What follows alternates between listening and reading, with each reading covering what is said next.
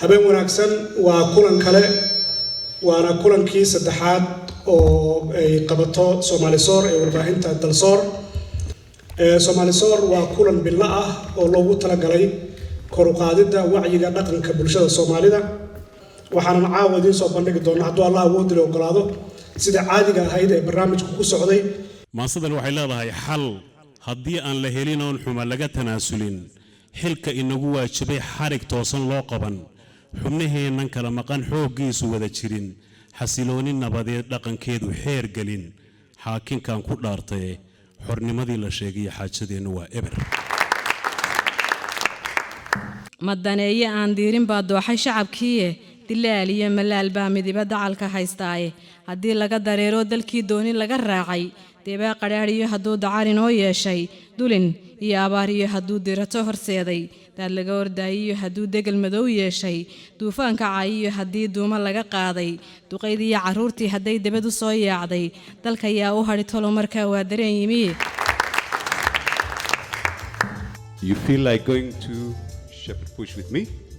Dinner. Signorina, puoi parlare un po' per me? Puoi andare in cena con me? Non parli? اسمع حبيبتي اسمك؟ بقيسو ما تقول انت الى هذا النص؟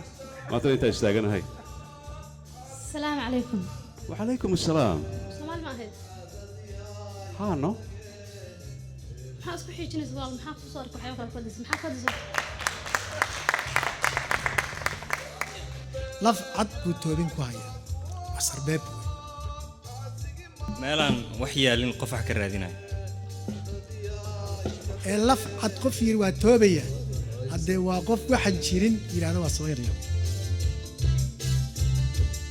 aylaygu ciilaya la caatooy ala caatooy aylaygu ciilaya la caatooy ala caatooy eshkiyaan cunaya ka soo caagay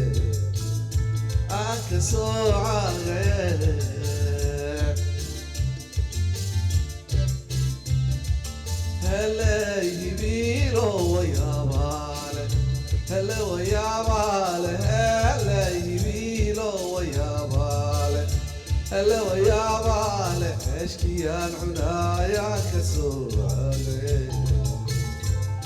كسوعه